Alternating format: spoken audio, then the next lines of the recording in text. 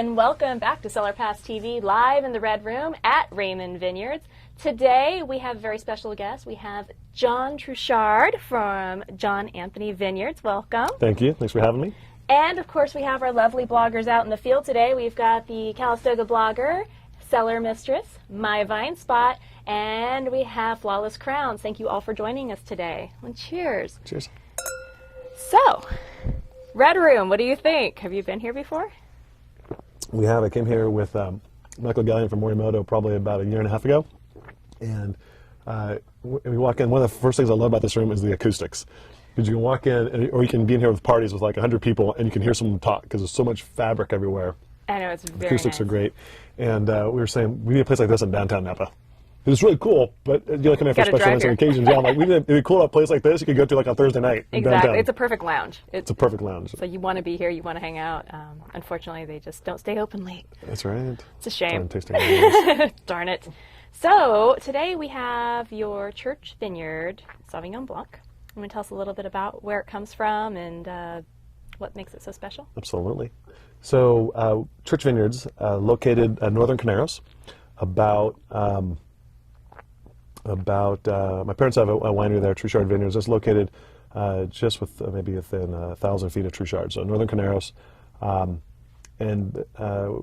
This particular wine has two different clones. It has a Hyde Musquet clone and also a clone one that we sourced from Saint Superi.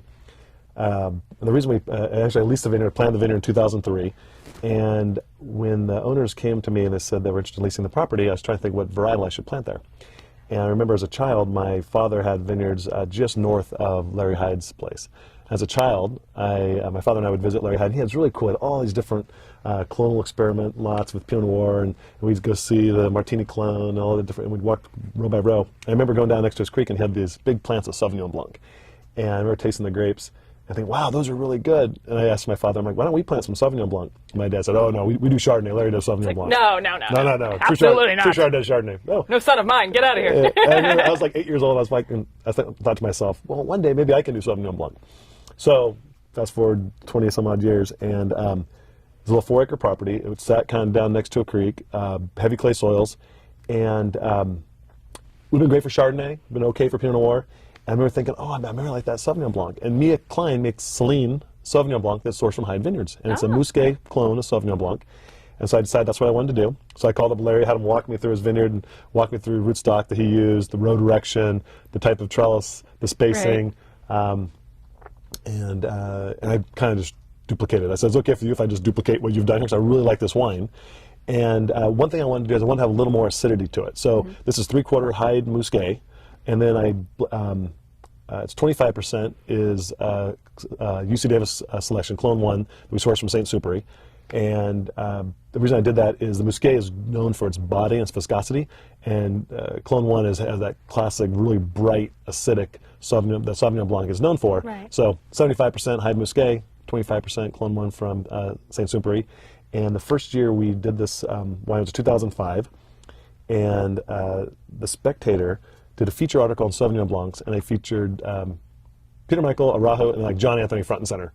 And it was so cool because I was like, wow. And at the time I thought to myself, good, finally all the hard work pays off. And here I am like 5 years later thinking, damn, we were lucky. Yeah. I was just so lucky because there's a lot of great wines out there. And we just Absolutely. happened to be the one that they picked for that year. Well, so it happens to be a great wine for sure. It's a beautiful example of Sauvignon Blanc, I think, and absolutely one of my favorites. So I've stumbled across it a few times, and of course had the opportunity to sip it out in the vineyard with Michelle a few months ago, so that was quite the experience as well. Thank you. You're welcome. But so let's learn a little bit about John Anthony. Who are you? You obviously come from a long line of wine, and as you said, you played in the vineyards growing up, and I'm sure everyone wants to hear the Cliff's Notes at least version of what inspires you. I mean, why stay in Napa Valley? What was the inspiration there? Well, my great grandfather, John Ray Truchard, started a little winery in Texas in the late 1800s. And they bought 500 acres in the 1880s, planted about 20 acres of vineyard, built a small winery, and actually made wine up through Prohibition. Small amounts of wine. It was a commercial operation, but it wasn't a big operation. Right. It just kind of provided wine to the local community. Through Prohibition, that got shut down. My father was born in 1938. And so he kind of was brought up with the remnants of the winery and the old vineyard. and he was brought up on a farm in Texas. He went to medical school.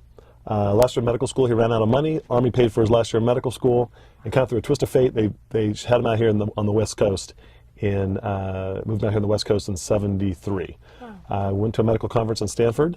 Drove through the Napa Valley, probably on a lovely spring day like today. Kind of fell in love with it, and for a number of years, we lived in Reno and commuted to Napa every weekend. So as a child, I was really brought up in the grape growing side of the wine business, very much on the grape growing side.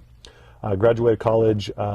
Mid-90s. So I went to college thinking I didn't quite know what I wanted to do. I wanted to get out of Napa. Like a lot of people in Napa, they don't realize how special it is. You want to get out. Probably my second year of college, I realized, wow, living in Napa is, if you could... It's not that bad. That's not bad, yeah. I mean, it's like people in the wine business are usually happy, and they're usually here by choice. And I thought to myself, if I could find a way to make a living in the wine business and do what my mom and dad did, that would be really cool. Biggest challenge is the wine business takes time and money. I was 24 years old, had tons of time, but no money. Right. I mean, I love those ATMs in college. You could get like $10 out. Because I'm like, yes, I can access my last 20. 15.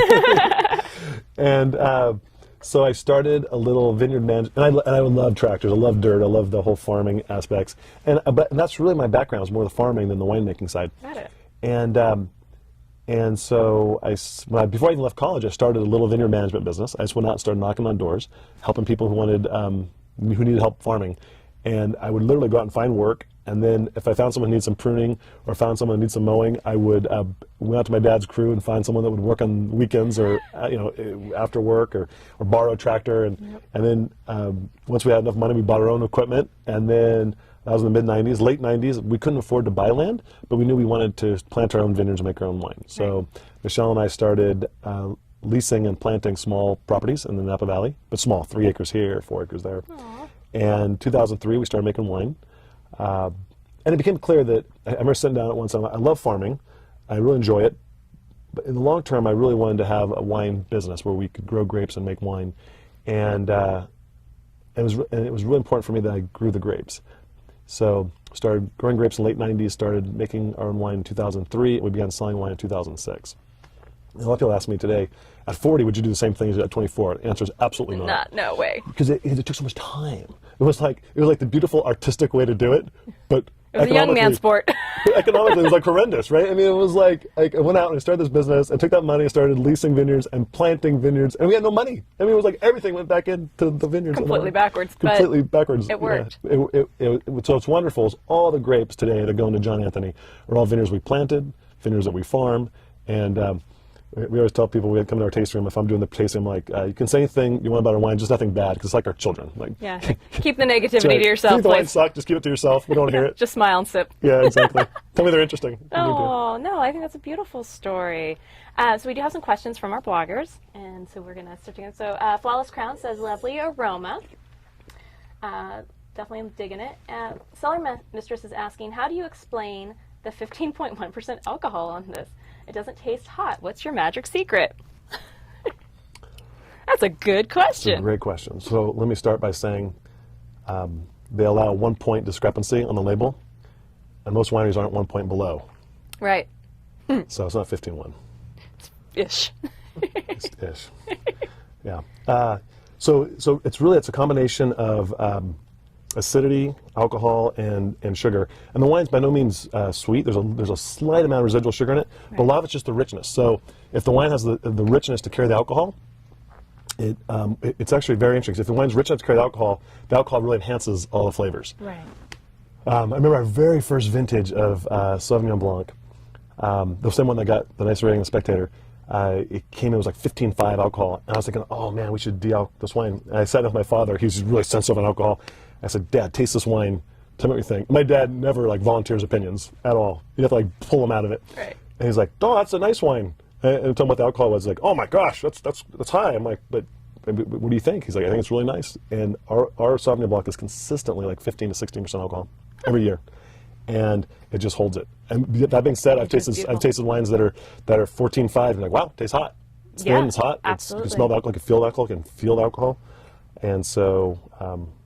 The body is the answer to that question. Well, it's beautiful, definitely. I love it's just so supple in the mouth. You're just like, this is nice. I could just sip this all day. For the most part. The first time we tried this wine, I was like, wow, that's so good. It is. It's one of those delicious wines. But yeah, it is a little high on the alcohol side, so you want to be careful. You don't want to drink 3 bottles to yourself, just saying. That's right. It's shareable wine. It has happened. It has happened. It's been known to happen. All right, so hello from Chicago. Hope everyone is tasting some delicious wines tonight. Well, cheers, Demi Love. We love that. Where is the family vineyard? Calistoga blogger is asking. So Carneros, it's on Old Sonoma Road. So as you leave the town of Napa and you go over the notch on Old Sonoma Road, Truchard Vineyards has about 400 acres. They started with 20 acres in 1974, and Frank Mahoney from Carneros Creek Winery helped my father, and they planted Cabernet Franc, Merlot, Cabernet Sauvignon, Pinot Noir, Chardonnay, Riesling. I think that was it. And they planted the Cabernet Sauvignon in the right area, the Pinot Noir in the right area, the Cabernet Franc they put down next to the creek, and 77 was their first harvest, and they got some nice write-ups on the Cabernet. And my father was practicing medicine Reno, and that kind of motivated him to do a little more. And so over the last close to 40 years, they just keep buying properties as they come available next door.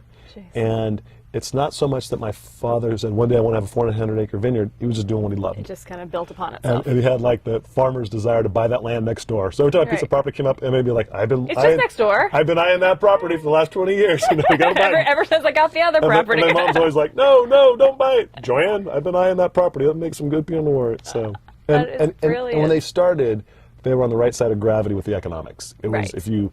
if you got involved in the business in the early 70s and you were responsible and you worked hard and you grew great grapes and you were responsible with your money, Yep. the economics supported growth. Absolutely. And they love what they do. My younger brother Anthony works full time at Truchard and doing sales and distribution. And I kind of chose to follow my father's footsteps, literally in terms of trying to find a way to do it on my own. That's brilliant.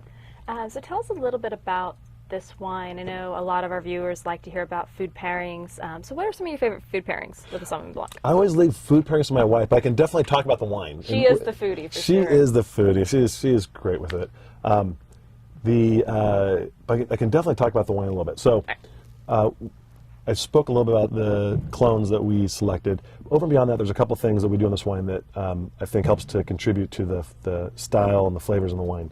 One is we in the vineyard, I want to get a lot of light on the grapes. So you can tell with the 2012, if on one end of the spectrum of Sauvignon Blanc, you have more of an herbaceous and green. On the other end, you have more of the ripe citrus and melon. We're definitely shooting for that ripe citrus and melon. And one of the ways we do that is, there's two key things we do. One is we open the canopy up so you get a lot of light on the sun, on the grapes. So opening the canopy up, you get a lot of light on the grapes. That helps to the vine to ripen through and burn through the mercaptans or the green flavors in the grapes. And sunlight does that. And it would be the equivalent of like getting a tomato that's pulled from like the shady side, underside of the tomato plant versus one that's when it's in the sun. Right. The second thing we do is, and that takes care of the kind of flavor side of it. The other thing we do is a long, slow, cold fermentation. And a lot of white wines might be fermented over a 10 to 12 day period. We'll ferment our whites over a 30 to 40 day period. Wow. And we do that by just keeping the tanks cold. It does a couple things that are really nice. It allows as the yeasts are fermenting, they create CO2. That CO2 churns the tank, so the tank's constantly churning. So you've heard like Surly's aging or stirring of the tanks. Yeah. We don't do that because over that 45 days, it's constantly kind of turning anyway. It just happens. Just naturally, right? If you look in the tank, it's kind of like boiling and bubbling, almost like if you have a stew that's on simmer. It's not quite bubbling. It's just kind of like churning. Moving, yeah. So you're getting that nice richness by that dynamic. The second, you control it by keeping it cold. Because it's cold, we keep a lot of CO2 in the wine. Oh. And so the CO2 is a natural preservative. So this wine doesn't get any sulfur until the day it's bottled. Wow. Where the typical winemaking is you ferment over 7 to 10, you hit it with sulfur, you keep it sulfur, both keep it from going through secondary malolactic fermentation, and also to keep the wine from being oxidized. We don't have to worry about either one of those because it's cold and it's full of CO2. Malolactic needs temperatures to be warmer to kick off the malolactic, and it's also full of CO2, so we don't worry about. So in a way, it's a more natural product. Totally natural. That's right. That's exactly right. I love Because sulfur it. is not necessarily a good thing. It's just like it's like Right. an evil necessity. Exactly. You're like, I don't really want to, but you have to. Yeah, no one says, "Oh, wow, that sulfur smells so good. It tastes." Oh, good. no, No, it's this is terrible nasty stuff. Yeah, so we want as little as Nobody possible. wants that. At the other thing that's great about it is, you'll notice when we first bottle the wine, if you were to shake it up, there's lots of natural CO2 still in the wine. So it's great because you can have like a half bottle in the fridge for 2 or 3 days and it still stays fresh. You crack it and you can hear it. Pff. Still has that. Yeah, it still has that natural That is effervescence. crazy. The trick is making sure it's low enough that it doesn't come across as fizzy. Right.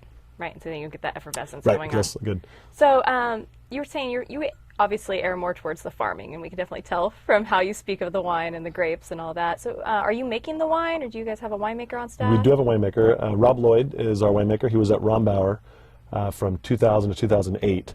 And then he left 2008 to start his own brand, Lloyd, and do some consulting with some other folks. And throughout that process, I introduced him to some of the people whose grapes I grow on my vineyard management company. And through working with him in that capacity, I really liked what he did. And so in 2009, he started making wines with John Anthony. Wonderful. And so Rob and I worked. Yeah. Rob's quote's probably a good way to describe it. He's like, "I'm the winemaker, but these are all John's wines." Oh, yes. In They sense have your that- signature, for sure. Right, exactly. I mean, he's really good that way. Rob once said to me, he's like, "I'm going to teach you all the things I know. You're not even going to need me." And it's like, but I mean, you'll never teach me everything. You know, you're constantly learning and growing, Right. and you can't do everything. Like, Right. It's like there's very few people today that will grow their own grapes, make their own wine, and go out and sell and market it at a commercial level. If it's not a hobby very project, difficult, yeah. because there's just too many different pieces. Absolutely. But he sounds like he's a really good winemaker, and since he's very collaborative, he's obviously not trying to like push his weight around and be like, "This is how I do wine, so you will do it." So that's Right, he has his own projects. And Right. his philosophy is with the Lloyd projects. Those are his opportunities to express what he wants as a winemaker. So again, he has a brand, Lloyd Wines, by Robert Lloyd. He does a Chardonnay and a Pinot Noir. which is out of this world. They're fantastic, Yeah. and those are his projects that he gets to have his expression. Just with my clients, I want to make wines that they want. Absolutely. And he said there's a lot of different styles. So our style Sauvignon Blanc, he's like, "You're the only one that I know that produces a 16% Sauvignon Blanc that it tastes the way it does." And it's all good. And it's all good, right? That's Right. fabulous. So I know we've talked a little bit about the tasting room. Obviously, there is one, but where is it located? How would a guest get there, or find out about it anyway? Thanks for asking. So look, downtown Napa, under the Andaz Hotel, 1400 First Street is the location. And we opened it in July of 2010. It's still a baby. It's still a baby. And a lot of people ask me, say, "Hey, well, in downtown Napa in the last several years has really grown a lot." Oh, absolutely. It's amazing. Gone through a whole renaissance down there. Yeah, it's like prior to 2010, it was pretty quiet. It's kind of summer of 2010. You had Morimoto open up, Uptown Theater opened up, Tyler Florence opened his place, Anotre, Norman Rose, Andaz, then Avia had been open for a year. We opened, and so there was all of a sudden it went from like little sparks to like a little flame. It's not on fire, but it's just like, you know, It's a little, definitely booming a little bit. it's a little more slowly. going on. Yeah. And my thinking was really simple. We had a nice hotel upstairs, and it would be a good opportunity for us to present and show our wines. So we opened that in July of 2010. It's been a great addition. It's really neat to have a place where people can come and try our wines and try our products. I think one of the great things is it's a lounge environment. So unlike going out to the vineyards or the wineries that are out in the vineyards, where it's like this is a winery, it's a comfortable place to hang out. You're also open later, so I think it's a good place to go when you're kind of like either just getting into town or you've already been out, exploring around for a while and you're ready to kind of have a glass of wine and relax, and then maybe go to dinner. And of course, speaking of dinner, you guys will have a restaurant next door pretty soon too. We will, yeah. To touch on what you mentioned, we stay open late. One of the benefits of being in the city of Napa, most tasting rooms have to shut down either 4 or 5 o'clock. Right. And so I think, well, one of the assets, the downside is we don't have a beautiful place out in the vineyard yet. One day we will. Right. But the benefits of being downtown Napa is those county rules don't apply to us, so let's stay open late. So you're right, we go from a tasting room by day to more of a wine bar by night. Exactly. And it's a neat opportunity to get people who are staying in downtown Napa that still want to go try some wines to come by in the evening and try our wines, or just to hang out, or for locals just to go and hang out. A lot of times we have people that aren't quite ready to go home. They're not ready to go party, but they want to hang out with some friends and have a glass of Right. wine, have some cool music and good environment, and we provide that. So tasting room by day, wine bar by night. Next door, there's a new restaurant opening. It's called Empire. Empire was the very first building built in the city of Napa in 1848, and it was a saloon, lounge, restaurant. Wow. And who so knew? Empire will be opening up right next door to John Anthony. Phase 1 will be about 4,000 square feet. Phase 2 will be 2,000 square feet. Phase 1 should be open the next 30 to 60 days. And it should be great. They have a full liquor license. They have, the food concept is small bites. So think tapas, but not the Spanish influence. So Right. Just shareable small plates. 7 to 10 veggie items, 7 to 10 fish items, 7 to 10 protein Nice. items. Price $4 to $25. So if 4 people go in there, you order 5 or 6. You You're set. you find one of them you like, you order 2 more of those. Exactly. Full cocktails, Napa Valley wines, beer. The environment it's a little more loungy, so they'll have couches set up with like small lower tables to eat at. They'll have regular restaurant tables. They'll have some high boys. A lot of little like nooks and crannies. They have they work put fireplaces in. They have like they call my fire boxes, like candle boxes, so you can have this really kind of warm, cozy environment. Probably it won't be quite as velvety as the Red Room, but very similar Okay. vibe to the Red Room. Oh, nice. Oh, I can't wait to check this out. It was so cool because you have my attention. kind of through a twist of fate, we ended up buying the place. I remember thinking to myself, I want to have something that's really cool, loungy, swanky, fun. Downtown Napa needs that. Full liquor license. And the first time that Nick, who's the general manager, Nick Remedio is the general manager for Empire, the first time that he came to me and gave me his pitch, I'm like, great, I love it. Let's do it.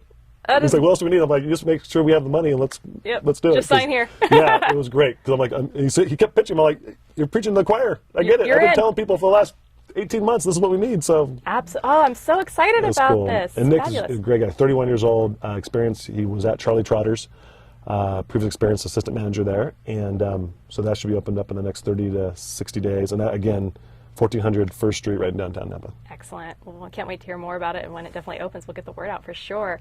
I do have a couple more questions. I know one thing we want to touch on, you were saying, the tasting room lounge is downtown, so it's a little more, in the hip kind of district of downtown Napa, obviously not in a vineyard, but you guys do offer some very unique experiences that get you out in the vineyard, right? We do.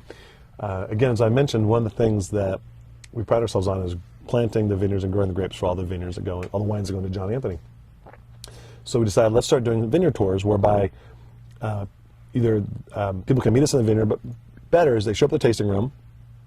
We got a John Anthony vehicle. We put them in the John Anthony vehicle with a couple of John Anthony Sauvignon Blanc roadies, go out to the vineyards. They can go out to Church Vineyards and our Cabernet Vineyard, or one or the other, and show them where the grapes come from, drink a little more wine out of the vineyard, show them the grapes, share with them our farming philosophies, and then go back and finish the tasting at John Anthony. And it's fun. It just gets people out and about. Absolutely. And there's something fun about driving around the back of an Escalade, looking at a vineyard, drinking Sauvignon Blanc. It is fun. It is kind of magical, you have to admit. Yeah.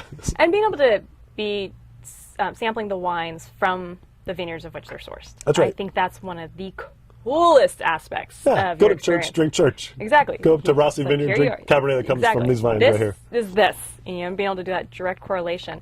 Speaking of which, there was a question on which characteristic of the Sauvignon Blanc is most reminiscent of the Church Vineyard? So, like, what is it that we're tasting when you say this is Church Vineyard and this is why we're tasting in this glass? A couple things come to mind. One is the richness and the viscosity that's inherent in the Musquet clone.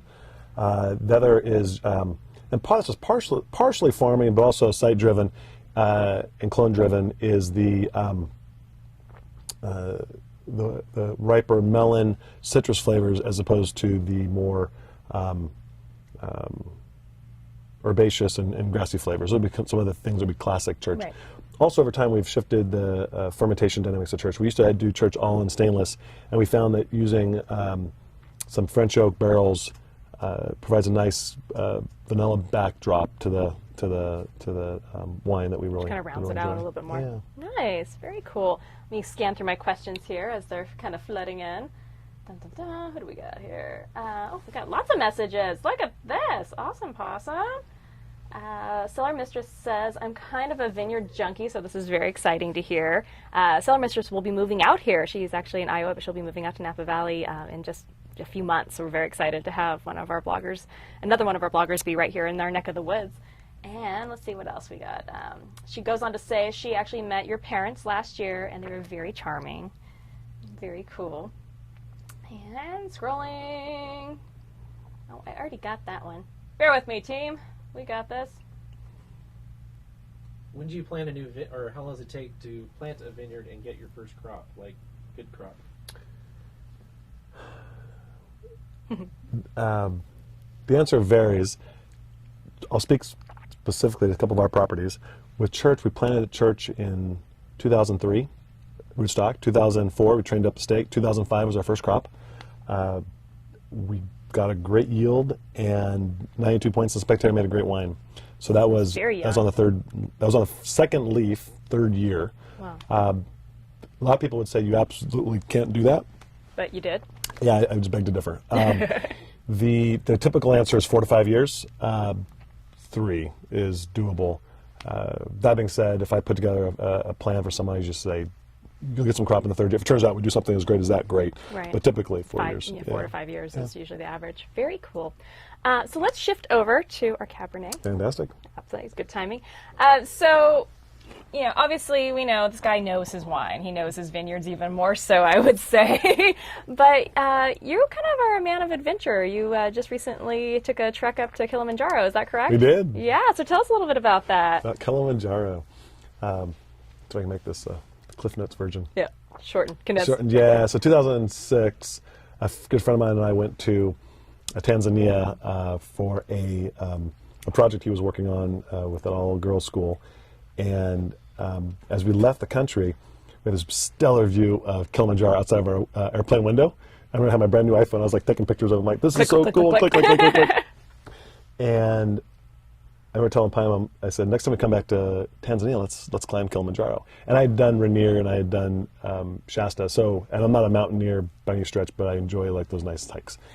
And so he calls me up late last year and said, I'm going to do it. Are you in? And as long as it's like, well, I'm busy. Tell me when you're open. And so we scheduled it.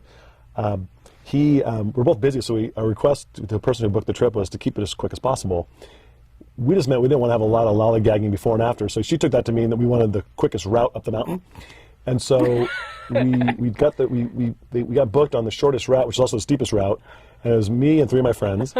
And most people summit over 7 days. We were scheduled summit and return over 6. But the other 3 guys on the mountain, after the second day, they're like, it's so dirty up here, let's just skip a camp a day. And so we did. And so there was one day where over 36 hours we were hiking for 30. Oh my God. Yeah, it was like the death march. It was crazy. That is insane. Oh, thank gosh that the way down is like, it's like a big moraine trail. And so the way up is like what you would think of as like classic mountain. There's like ravines, like up and down, right, and glacial views. On the way down, it's like it's like the gradual backside of the mountain. It's just this like 20% slope of like sand and rock.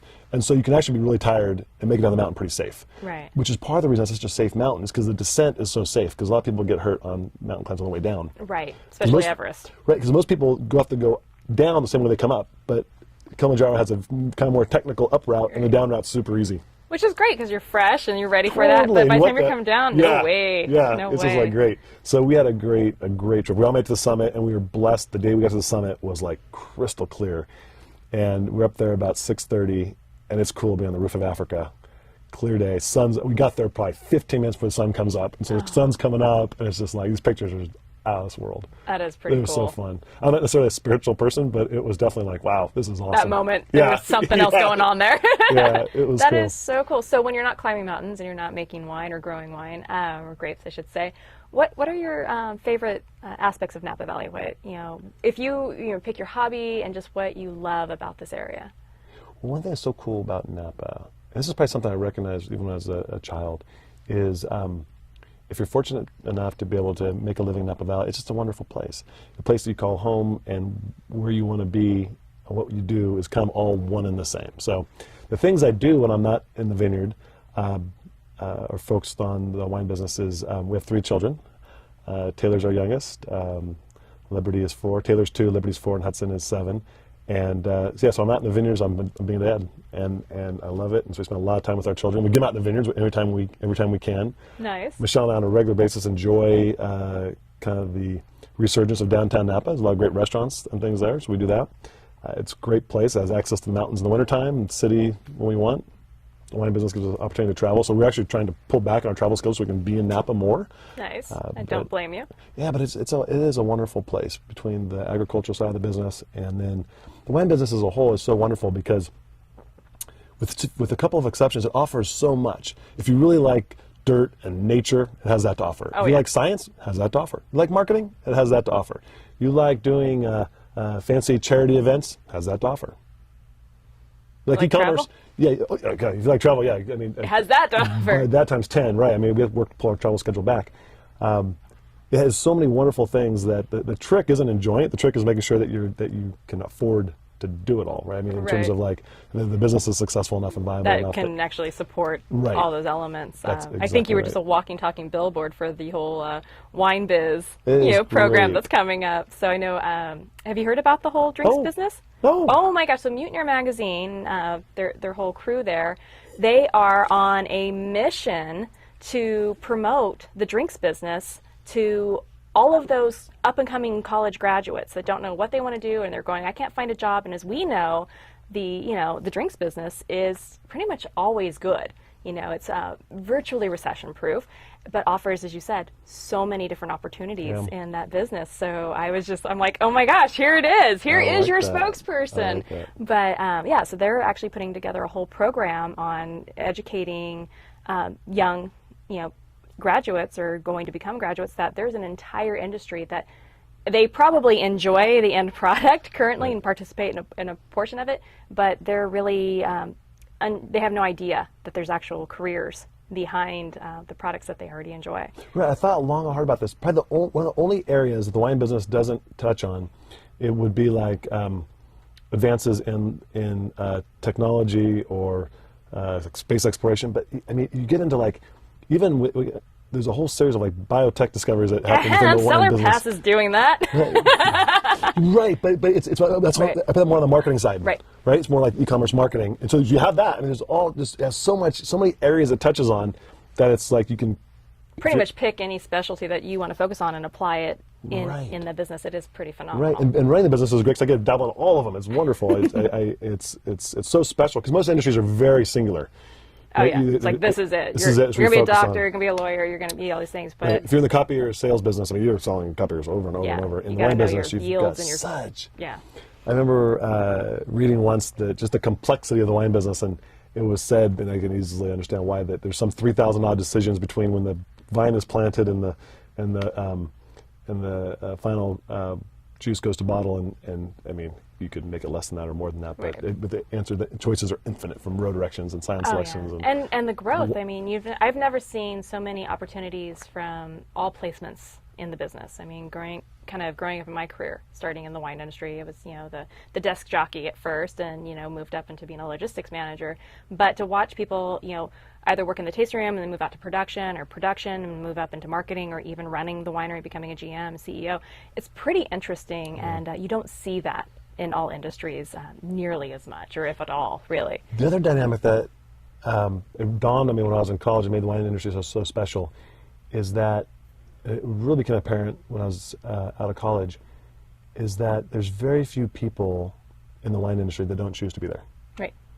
And part of it is it's expensive to live in Napa, and they can usually make more money doing something else somewhere else. And so almost always, not always, but almost always, it's a conscious decision of a lifestyle exchange to choose to do this because they enjoy the business, the life, and there's something that I think creates happiness in that choice. And did you see recently on was it Twitter or something that there was a report done recently about some of the happiest cities in the. And Napa came right on in. And it doesn't surprise me at all. Like when I heard that, I was like, I totally get it. And it's not because we're drunk. It's just a beautiful place to be. Right. Absolutely. This is wonderful.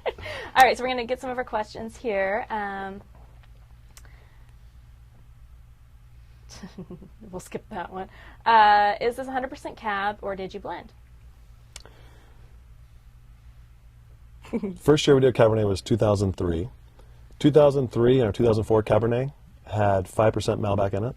Since 2005, we've been 100% Cabernet every year. And this is 100% Cabernet. It's 100% Cabernet. One of the questions that people will often ask is how much Merlot we had blended into our Cabernet, because it's very silky. And you're like, no. And so this comes from Oakland District in Napa Valley. Should we talk a little bit about the wine? Yeah, let's get some questions, and then we'll geek out on the wine. Perfect, let's do that. So it is 100% cab. Yes.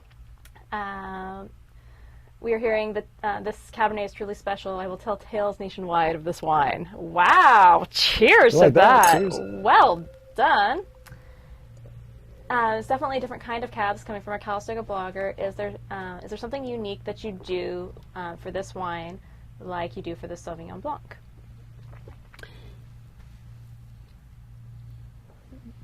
Yes and no. Yes and no. So being brought up in the wine business, I've always heard that so much of what a wine is where it comes from. And so much of the winemaking is done in the vineyard. And growing up on the grape side of the business, I kind of thought, I don't know if that's even true. I think there's this black box called winemaking that you can do a lot of really special stuff with. Right. And so I kind of thought, I don't know if that's true. I think the winemakers can do a lot more than what they lead on to believe. Mm-hmm. And as I've understood more and more about winemaking, the more I understand just how true that is. And so I do believe that there's certain varietals, Chardonnay being a great example. Chardonnay is the epitome of like a winemaker's wine. You take that same variety, you take it so many different directions, And part of the reason I say that is, and there are some exceptions to this, but Chardonnay by itself is kind of a bland grape. It's kind of a blank canvas in a way, right? Kind of a blank canvas. Sauvignon Blanc has a lot of varietal characteristic to it. Cabernet has a ton of varietal characteristic to it. So I'd say what makes our Cabernet special is the soils and the climate. And then you have to have good farming, but there's a lot of great farming in Napa Valley. These grapes come from Oak Knoll District, so the southern part of the valley, almost like due east of Stag's Leap. It's a little more south of that, but due east of Stag's Leap. And so it's cooler nights. We let the grapes stay on the vine for a long time, so we let them get nice and ripe. So we often are picking these grapes in early November. Ooh. Not uncommon at all. And but they still retain a lot of the natural acidity. So you get really silky tannins, decent acidity, so it gives us a nice structure. And I would say it's a long way of saying a lot of what makes this wine special is really comes from the land. vineyard. Yeah. Well, very cool.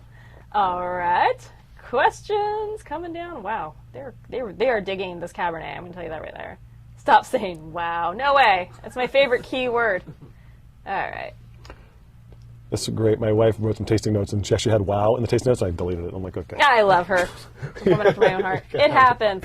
We can have that. It's great, but It's a bad habit, is what it is.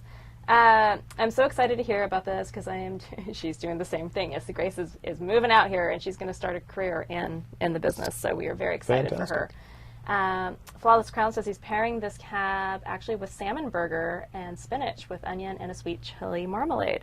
What is your favorite go-to dish for this? And I know Michelle's the food girl, but if you're like, if you're drinking it or you're picking a meal, what's your go-to? the Texan will come out and me and say, I'm a big fan of filet. So it's such a standard answer, and that's probably a lot filet. of my upbringing. Yep. But I'll be honest. Something a lot filet. No. Cabernet filet. Yeah. If it goes good with red meat, it's all good. Anything goes. Yeah, we'll definitely usually choose our wine and then back our meals into it. That being said, as a producer, very little thought goes into making a wine that somehow will pair well with food. And I remember my wife worked at Rutherford Hill Winery for a number of years. Oh, I didn't know that. There it goes again. And Anthony Turlato is the owner of the, and he made it so clear to the chefs he worked with, look, the wine is what the wine is. You work to pair it with the dishes that are going to complement the wines and keep it as simple as possible. And so as a producer, I'm much more focused on how do we get the best possible product in the bottle that represents the land and it shows the best we can do on the winemaking side. And that's kind of role that I fit and I'm in.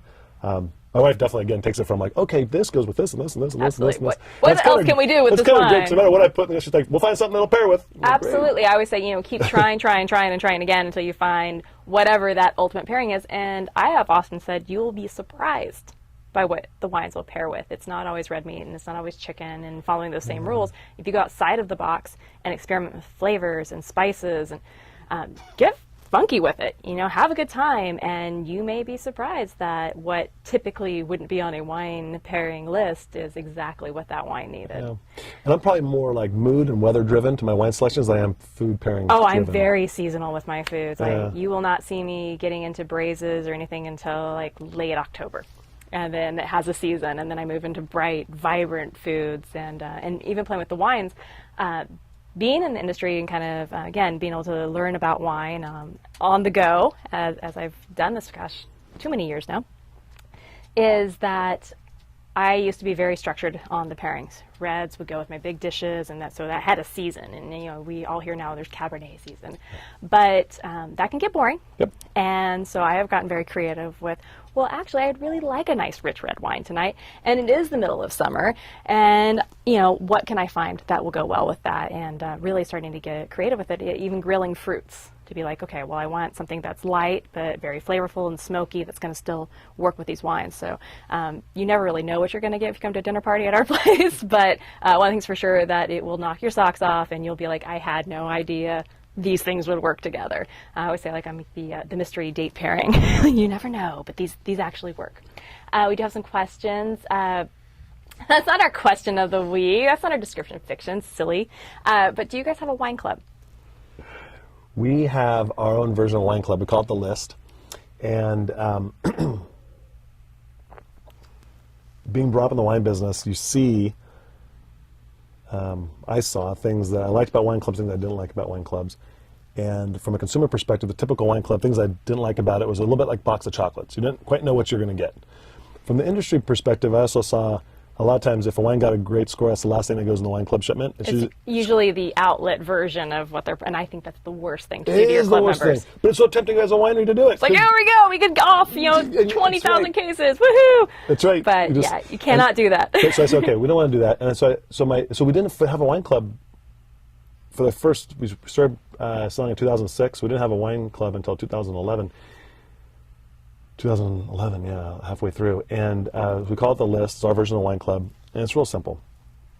You can order in 6 bottle increments. And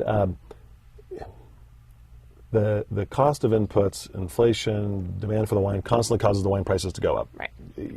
Just a historical fact, right? Yeah, there's times where it comes back down for a little bit, but overall it's an overgrowing, it's a growing it grows market. and grows and grows. So our version of the wine club is really simple. We call it the List, and you order them in 6 bottle increments. So 6 bottles of Sauvignon Blanc, 6 bottles of Syrah, 6 bottles of Cabernet. You can, if you want to get a case of wine, you can get 6 and 6, which do 6 bottle increments. And we'll ship the wine on or before the release date of each vintage. That we lock your price in for life. So the earlier you are in the program, right. the better. Church Vineyards, we didn't have a wine club then, but Church Vineyards started at $19 a bottle, and today it's $45 a bottle. Our Napa Valley Cabernet started at $55 a bottle. Today it's $65. So it's truly like a club for collectors. I mean, if you really think about it, because absolutely you're going to get the best price at that time, but the longer you're a member of the List, you just start reaping your rewards. That's right. And the way we look at it is, it's like it's a future discount. Absolutely. And it's in exchange for the loyalty on the program. And if someone signs up for a case of Cabernet, we ship them that case of Cabernet at that same price for the rest of their life. If it turns out they want more wine, then they can order more wine at the current market rate. But that one case of whatever it was they really loved. Right. And that way we have an opportunity to reward. The other thing about the wine business that was so fascinating growing up is how angry consumers would get when producers dare raise their prices. Oh my gosh, I've been supporting them my whole life, and now you're ripping us off. Exactly. So this was a way to say, okay, great.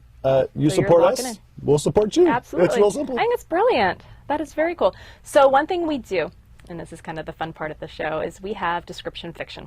And that is where we pick a subject matter that you typically would never use to describe a wine. And last week I promised that we would decide that this week's description fiction is rock star. If this wine were a rock star, who would it be? So we'll let you think about that for a second. I'm going to take some questions.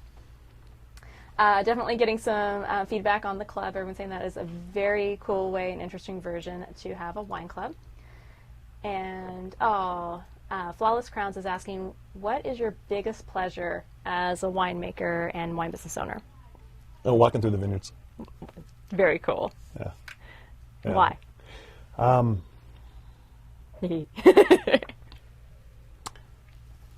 There's probably certain answers that are logical, and there's reasons, and there's other ones that just feel right. And it's just when I have a chance in the spring and summer to be out in the vineyards looking at the grapes grow. Just feels right. Yeah, or watching the tractors go through and till the dirt. It's like the coolest thing. That is. Like sometimes I'll be driving Very up and I'll pull over and I'll watch tractors, and my son's like, "What are you doing?" I'm like, "Watching that tractor." It's like, why? I'm like, "It's because it's a tractor." It's like, it's boring, Dad. I'm like, "No, it's great." Not to me. It's so cool. That is awesome. I love that. Some other questions are. What's the rock star? Oh yeah, back to the rock star. He's still chewing on it. Man. So bloggers, think about it, post your answers, and that'll get us going. What are the production totals of the 2010? 2010 Cabernet, we did 2,400 cases. 2,400. Very cool. Not too much and not too little. Just right. The goal. So the goal with John Anthony is always to be a vintner, kind of a vintner focused or connoisseur focused production. Over time, of course, our goal as a producer is more and more of it direct, and it's not necessarily to be a large distributed product. If we want to stay true to having all the grapes come from vineyards we farm, right now we only farm so many acres, and so that's what we can produce. So back to Rockstar. We're getting feedback. Mick Jagger has been selected. That's good. I'm thinking because it's got some pizzazz and some big pow, but it's got a lot of swagger in this bottle of wine. So we're very, very happy with that selection. I can support Mick Jagger. That's a good one. That's a good one. If this cab were a rock star, he would be Freddie Mercury Rich, flamboyant, velvety, and outrageous. Well done! I like it. Yay! I like this. It's fun. And then Flawless Crowns, we want to hear from you on which rock star this would be. And have you thought about who yours would be? I like some of the suggestions. I that like were in there. theirs. I don't know. I mean, about there's you? so What many would- options. what would you Oh, say? gosh. Now you're putting me on the spot. Mick Jagger, I think. I mean, that is definitely one that would come to mind for sure. And then, I'm not really good with my rock stars. I hate to say it. drawing a blank. To be honest. Here we go. Any good, other it's feedback? good, it's good John, what challenge, do you that's think? good. Put me on the spot. I'll think about it in a second. All right. No, I like that. I love Grace's description for sure. All right, well, we'll think about our rock stars. I'm a terrible rock star namer, so very, very sorry. But we are definitely loving this wine. As you know, there is the tasting room downtown in Napa. You can go there at just about any time, day or night, just not in the wee hours of the morning, of course. What time do you guys open? 10? 10 to 10 Sunday through Wednesday, and then 10 to 12. We'll stay up until 2 if there's a good crowd on Thursday through Saturday. Excellent. And then, of course, you can book the vineyard tour as well. That's right. And all of this is available to you at CellarPass.com. And we thank you all so much for joining us today. And John, thank you so much for being Cheers. here. Cheers. See you next week.